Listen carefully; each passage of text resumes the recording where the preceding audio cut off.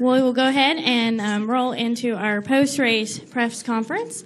And we have now been joined by our second-place finisher, Matt Kenseth, driver of the number 20 Reese's Toyota, and then also joined by Erik Jones, driver of the number 54 Monster Energy Toyota, who finished 5th this afternoon and earned his first NASCAR Xfinity Series top 5. So, Matt, we'll start with you. A second-place finish. You were gaining on Joey there at the end, but just not enough to catch him. Yeah, we didn't fire off real fast, and then in the long run, we seemed to be a little bit better than the 22 was most of the day, but it was just a little bit. So about 30 to go, decided it was time to try to get rolling and get a run at them. And just with all lap cars and the way these cars are, just got in dirty air and started getting my car tight, and I just couldn't get any closer to them.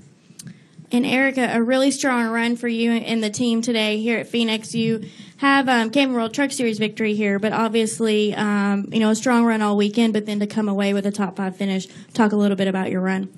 Yeah, we were pretty good all weekend. I felt like, and just kind of lost a little bit from practice to the race. Just weren't quite where I thought we were. Kind of all day in practice, top 2-3 car instead of top 5 car. So. Good to bring home a top 5. Monster Energy Camry is fast. Just got behind on adjustments all day. We were tight early and freed it up, and then just got too free. And last stop, wanted to go back and just make sure it was going to be snug enough because on the restarts here, you just got to try and get so much, and when you're free, you just can't make anything happen. So happy with the outcome. Top 5 is nice to finally get a finish after having a couple of rough weeks, and then come back and hopefully give us some momentum going into Fontana next weekend. All right, we'll go ahead and take questions for Matt or Erik. If you have one, please raise your hand and state your name and affiliation. All right, we'll start up front with Lee.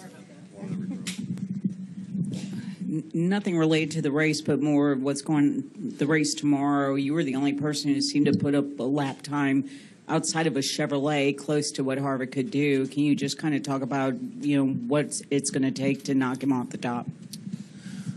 Well, I mean, one lap isn't 3:12, obviously. So I felt like we did a lot of good things in practice today. I felt like we learned a lot. Jason really worked hard at trying some stuff kind of outside of our box at least, and felt like we made some gains. Some things were better, some things were worse. So I'm sure Kevin's going to be the guy to beat. He has been the last few years here, I think, and there's a couple other guys that are real fast in practice too. So hopefully he'll hit a good balance tomorrow, and be able to have a good day.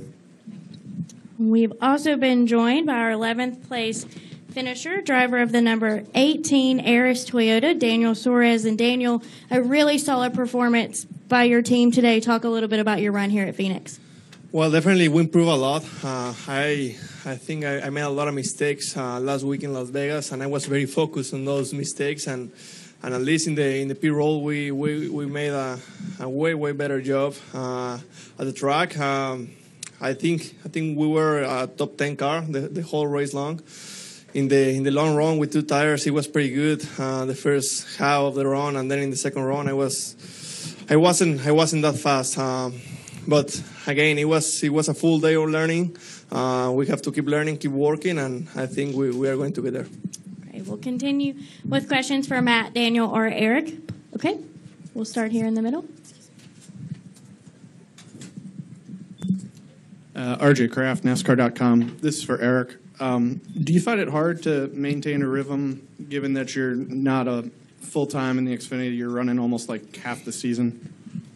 Not right now. We've been fortunate enough to run every race, so so far it's been fairly easy. The only roadblock, I guess you would say, would be switching between the 54 and the 20, which really hasn't been too big of a deal. 2 great race teams, so when you go back and forth, it definitely makes it easier when your cars are fast. So Phoenix, it was a place I felt confident coming into, and just felt like we'd have a good weekend. And I think we did. I think it was a good building weekend. I think me and Chris is our second race together. We learned a lot about working with each other more and more, and especially kind of being in the heat of battle more so than we were at Atlanta. So excited to work with him again at Richmond later this year, but just really looking forward to next weekend at Fontana, trying to do a little bit better.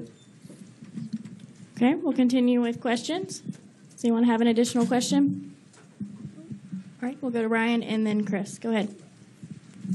This question's for Matt. I'm Ryan O'Hara, Race Chaser Online. My question for you is your teammate, Denny, he talked to us yesterday about how the packages between Xfinity and the Cup Series are kind of similar these days. And my question for you is, what did you learn today that you can apply to tomorrow, considering you actually finished ahead of Harvick, who's the man to beat tomorrow?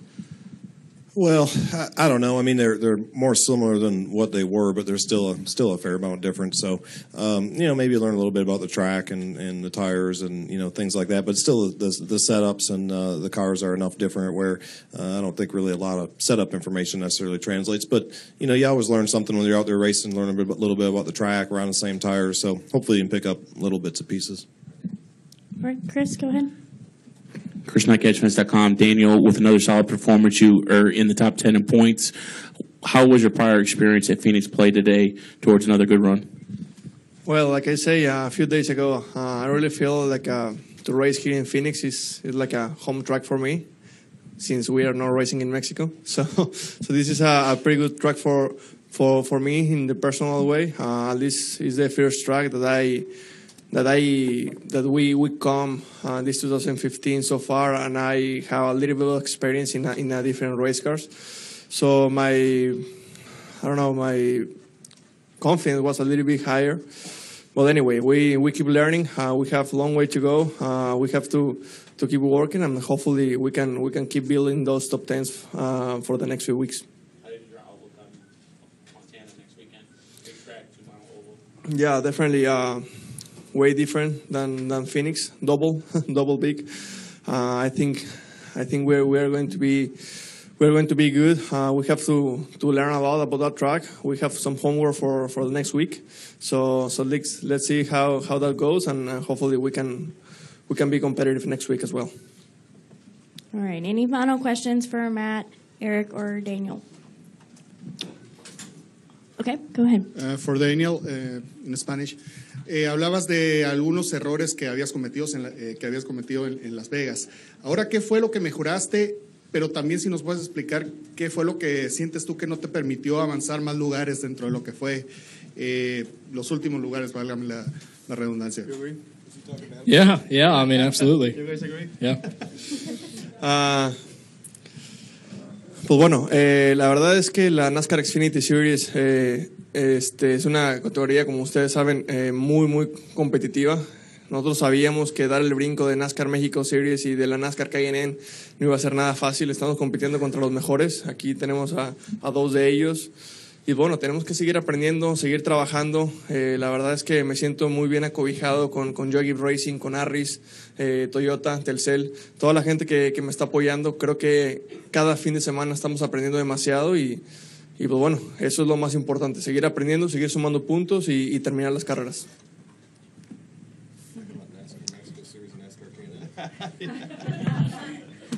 All right. Congratulations to all 3 of you on a very strong run today, and Matt, best of luck tomorrow.